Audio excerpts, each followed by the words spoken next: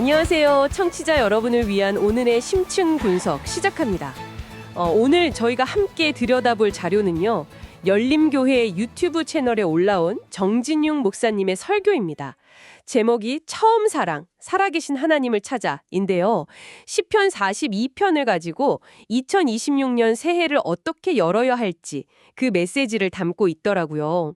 사실 새해가 되면 다들 비슷한 고민 하잖아요. 올해는 운동도 하고 돈도 좀 모으고 뭔가 새로운 걸 배워야겠다. 그런데 막상 연초부터 마음이 좀 공허하거나 작년이랑 달라진 게 없는 현실에 불안감을 느끼는 분들이 많으신 것 같아요. 그래서 이번 분석의 목표는 명확합니다. 이 설교가 제시하는 처음 사랑의 회복이라는 해법이 과연 뭘까? 그 구체적인 방법들을 한번 같이 파헤쳐 보려고 합니다. 맞아요. 이 설교가 시작부터 딱 공감을 사는 지점이 바로 그 부분인 것 같아요. 새해 계획이라는 게 사실은 내 상황이 어느 정도 괜찮을 때 세울 수 있는 거잖아요. 그렇죠. 마음의 여유가 좀 있어야죠. 네, 그런데 설교에서도 짚고 있듯이 마음이 무너져 있거나 상황이 너무 힘들면 계획 세우는 것 자체가 사치처럼 느껴지고 그냥 무력감만 더 커질 수 있죠. 이 설교는 바로 그 지점에서 계획이 아니라 다른 무언가로부터 새해를 시작해야 한다, 이렇게 말하고 있습니다. 자, 그럼 그 다른 시작점이 뭔지 한번 들여다보죠. 설교의 첫 번째 핵심은 시편 42편 1절, 정말 유명한 구절로 시작해요. 하나님이여 사슴이 시냇물을 찾기에 갈급함같이 내 영혼이 주를 찾기에 갈급하니이다. 아마 청취자분들도 한 번쯤은 들어보셨을 텐데 이게 그냥 목마르다는 그런 서정적인 표현이 아니더라고요. 전혀 아니죠. 설교에서는 이 갈급함이라는 단어의 원어적 의미를 파고드는데요. 이게 단순히 목이 마른 상태가 아니라 숨을 헐떡거리는 상태에 가깝다고 설명합니다. 헐떡거린다고요? 네. 광야에서 물을 못 찾으면 죽는 사슴처럼 정말 생존이 걸린 그 절박함 자체를 의미하는 거죠. 물이 없으면 나는 곧 죽는다는 필사적인 몸부림이에요. 아, 그냥 좀 목마르네 정도가 아니라 거의 질식 직전의 상태라는 거군요. 이어서 나오는 갈망이라는 단어도 그냥 바란다 얘기 아니라 목이 타는 고통스러운 상황이라고 하고요. 맞습니다. 이 두 가지가 합쳐지니까 하나님 저는 지금 당신 없이는 죽을 것 같습니다. 라는 아주 처절한 외침처럼 들렸어요. 정확합니다. 육체적인 생존의 언어를 그대로 가져와서 영적인 상태를 진단하는 거예요. 그만큼 이게 심각하고 절박한 문제라는 걸 일깨워주는 거죠. 그런데 여기서 이야기가 아주 흥미롭게 뒤집힙니다. 보통 우리는 그런 갈급함이라 결핍을 빨리 해결해야 할 문제라고 생각하잖아요. 네. 없애야 할 감정이라고 생각하죠. 그렇죠. 그런데 이 설교에서는 그 감정이 오히려 희망의 신호라고 말해요. 아니, 죽을 것처럼 힘든 감정이 어떻게 희망의 신호가 될 수 있다는 건지 이 부분이 좀 역설적으로 들렸어요. 그 역설이 바로 핵심입니다. 설교자는 진짜 문제는 갈증을 느끼는 게 아니라고 봐요. 오히려 에이 모르겠다. 그냥 이대로 살다 죽지 뭐 하고 체념해버리는 상태. 아, 무감각해지는 거요? 네, 영적으로 아무것도 느끼지 못하는 그 무감각 상태가 가장 위험하다고 지적합니다. 차라리 목이 타는 고통을 느끼고 무언가를 필사적으로 찾는다는 것 자체가 내가 아직 살아있고 변화를 원한다는 가장 강력한 증거라는 거죠. 와, 희망의 불씨가 아직 남아있다는 신호인 셈이군요. 바로 그거죠. 아, 그러니까 절망적인 감정 그 자체가 문제가 아니라 그 감정을 내가 느끼고 있다는 사실 자체에 집중하는 거군요. 나는 목마르다라고 인정하는 것부터가 시작이다. 이런 말이네요. 그렇죠. 그래서 설교에서 진짜 문제라고 짚는 건 세 가지입니다. 첫째는 사실은 목마른데 안 그런 척, 괜찮은 척하는 위선. 둘째는 자기 갈증을 솔직하게 표현하는 사람한테 믿음이 없네 라고 쉽게 비판하는 그런 시선. 아, 그런 경우 많죠. 그리고 마지막으로 가장 중요한 건데요. 그 갈증의 진짜 원인을 모른 채 엉뚱한 데서 해결책을 찾는 겁니다. 돈이 부족해서 인간관계가 힘들어서 목마르다고 생각했는데 그 뿌리를 깊이 파고 들어가 보니까 결국 살아계신 하나님과의 관계가 끊어진 데서 오는 영적인 갈증이었다는 걸 깨닫는 순간, 그게 바로 처음 사랑을 회복하는 첫걸음이라고 설교는 이야기합니다. 그렇군요. 내 갈증의 진짜 주소를 찾는 것, 그게 첫 번째 핵심이었네요. 자, 그럼 자신의 갈증을 정직하게 인정했다고 칩시다.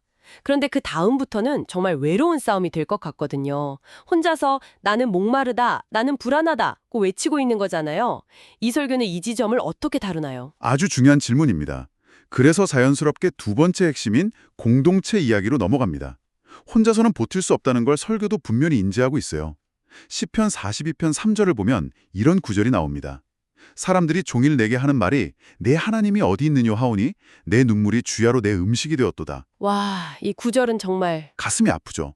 설교에서도 이걸 풀어서 설명하는데 네가 그렇게 열심히 신앙생활하고 교회에 헌신했는데 정작 네가 이렇게 힘든데 하나님은 어디 계시냐? 이런 말이 영혼의 비수처럼 꽂히는 상황을 묘사하더라고요. 아마 많은 분들이 비슷한 경험 해보셨을 거예요. 이런 말 한마디가 사람을 완전히 무너뜨리고 깊은 우울감에 빠지게 만들 수 있죠. 네, 맞습니다. 그런데 설교는 여기서 또 한 번 놀라운 관점의 전환을 시도합니다. 내 하나님이 어디 있느뇨?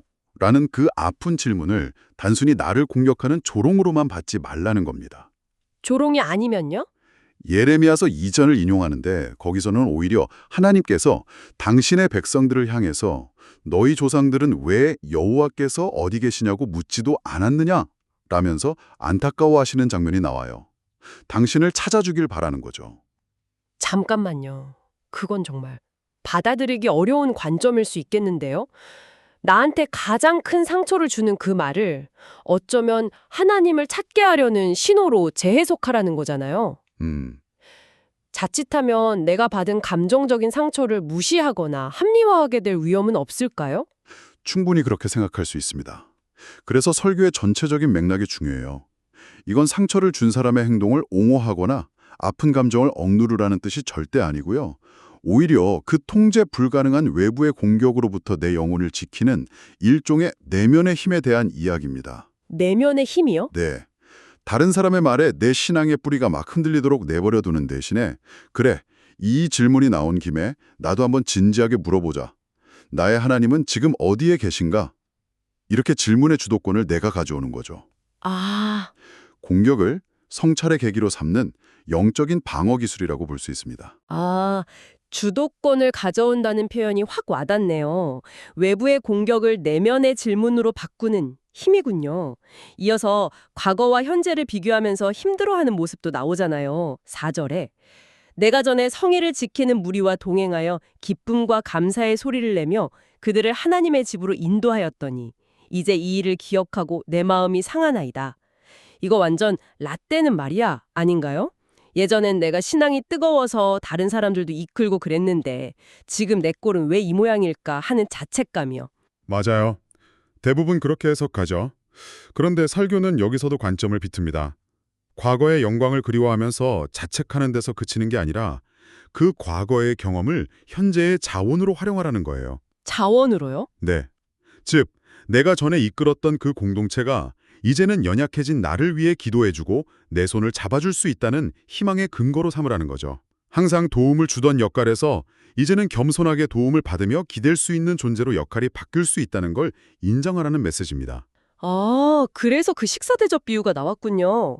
밥을 사는 사람은 왠지 더 당당하고 얻어먹는 사람은 괜히 위축되는 경향이 있는데 사실 그게 아니라는 거잖아요. 바로 그겁니다.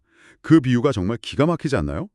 밥을 사주는 사람은 누군가에게 베풀 수 있음에 감사하고 얻어먹는 사람은 그 시간을 함께 해주는 것만으로도 상대에게는 큰 선물이 될 수 있다는 거죠. 그렇네요. 공동체 안에서 강자와 약자, 주는 자와 받는 자는 고정된 역할이 아니라 서로 순환한다는 겁니다. 내가 약해졌을 때 기꺼이 기댈 수 있는 공동체가 있느냐. 이것이 절망을 이기는 힘이라고 말합니다. 그래서 이 교회의 2026년 목표 중 하나가 살아있는 소그룹 만들기라고 하더라고요. 네. 개인의 결단만으로는 넘어지기 쉬우니까요. 입니다. 자, 그러면 공동체의 지지도 중요하지만 결국 밤에 혼자 눈을 감고 누웠을 때 밀려드는 그 불안감은 오롯이 자기 자신의 몫이잖아요. 그렇죠. 이 내면의 싸움에 대해서는 어떤 해법을 제시하나요? 그게 바로 마지막 세 번째 핵심으로 이어집니다. 바로 자기 용언을 향한 지속적인 선포입니다. 시편 42편에 계속해서 반복되는 후렴구 같은 구절이 있죠. 5절하고 11절에 두 번이나 나옵니다. 내 영혼아, 네가 어찌하여 낙심하며 어찌하여 내 속에서 불안이하는가? 너는 하나님께 소망을 두라. 이 부분을 설명하면서 설교자님이 자기 기만이 아니라고 강조하는 게 인상 깊었어요. 괜찮지 않은데 억지로 난 괜찮아, 다 잘 될 거야 이렇게 주문을 외우는 게 아니라는 거죠. 순서가 아주 중요합니다. 먼저 자신의 상태를 정직하게 인정하는 게 첫 단계입니다. 내 영혼아, 너 지금 낙심하고 있구나. 불안해서 어쩔 줄을 모르는구나. 아, 먼저 말을 걸어주는 거군요. 네, 이렇게 자신의 감정을 있는 그대로 직면하고 말을 걸어주는 거죠. 감정을 억누르는 게 아니라 먼저 알아차려주는 겁니다. 그리고 그 다음에 의지적인 결단으로 시선을 전환하는 거예요. 하지만 그럼에도 불구하고 너는 하나님께 소망을 두라. 감정의 파도에 휩쓸려 떠내려가는 게 아니라 나의 의지로 희망이라는 닻을 내리는 행위죠. 포기하지 않는 것이 응답입니다. 라는 말이 여기서 나왔군요. 결과가 눈에 보이지 않더라도 그 절망적인 감정 속에서 의지적으로 희망을 선택하는 그 행위 자체가 이미 기도의 응답이라는 말이네요. 그렇습니다. 시편 7절의 이미지랑 연결하면 더 깊이 이해할 수 있어요. 주의 폭포 소리에 깊은 바다가 서로 부르며 주의 모든 파도와 물결이 나를 휩쓸었나이다. 여기서 파도와 물결은 내가 통제할 수 없는 고난을 의미하죠. 심지어 주의 파도라고 표현해요. 하나님이 보내신 파도라는 거네요. 그렇죠. 마치 하나님이 이 고난을 허락하신 것처럼 느껴지는 그런 절망적인 상황입니다. 그런데 바로 다음 8절에서 시인이 뭐라고 고백하냐면 낮에는 여호와께서 그의 인자하심을 베푸시고 밤에는 그의 찬송이 내게 있어 라고 말합니다. 와, 폭풍우 한가운데서 노래를 부르는 것과 같은 거네요. 바로 그겁니다. 이 경험을 통해 배우는 거죠. 나는 흔들리고 내 상황은 계속해서 파도치지만 내가 소망을 두는 하나님은 흔들리지 않는 반석이라는 사실을요. 아, 고난을 피하게 해달라는 기도가 아니라 고난 속에서도 붙잡을 수 있는 절대적인 존재를 발견하게 되는 것, 그것이 진짜 신앙의 성숙이라는 설명입니다. 그래서 이 설교의 결론이 반복에 있다는 점이 정말 현실적으로 다가왔어요. 11절에서 내 영혼아, 네가 어찌하여 낙심하며 이 구절을 똑같이 한 번 더 반복하면서 시편이 끝나잖아요. 네, 맞아요. 이건 자, 이제 한 번 기도했으니 모든 문제가 해결됐습니다. 끝! 이게 아니라는 뜻이네요. 맞습니다. 그게 이 설교의 가장 현실적이고 강력한 메시지라고 생각해요. 낙심과 불안은 또 찾아온다는 겁니다. 신앙이 깊어져도 그 감정 자체가 사라지는 게 아니라는 걸 인정하는 거죠. 어떻게 나한테 또 이런 마음이 들지? 라며 자책하는 게 아니라 아, 또 왔구나. 그럴 수 있지. 라고 받아들이는 겁니다.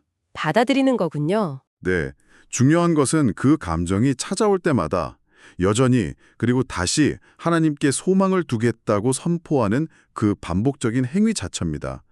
그래서 설교는 새해의 목표가 아무 문제 없는 평탄한 삶이 아니라 나의 연약함 속에서도 여전히 하나님을 참송하는 삶이 되어야 한다고 결론 내립니다.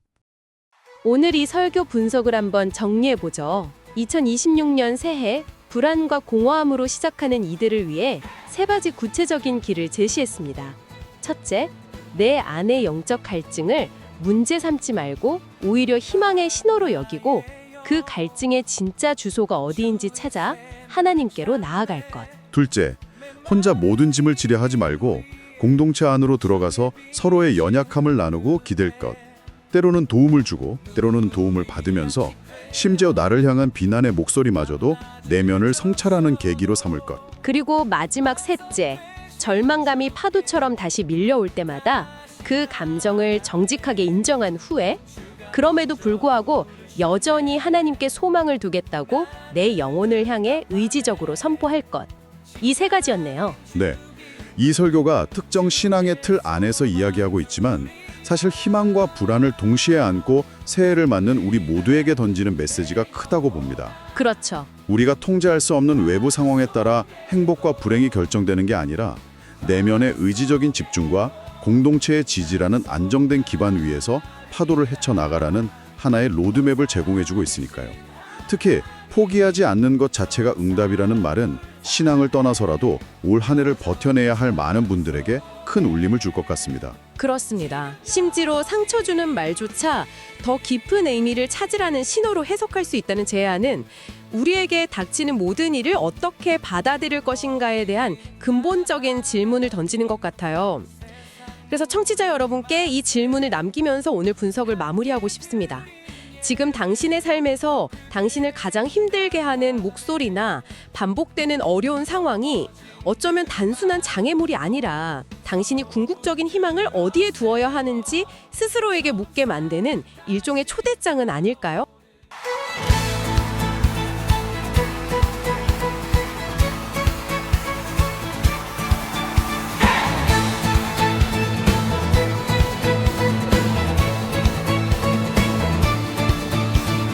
가란 나의 영혼 주의 샘을 찾네 메마른 이 길 위에 주의 빛이 흐르네 눈물이 양식되어 밤낮을 저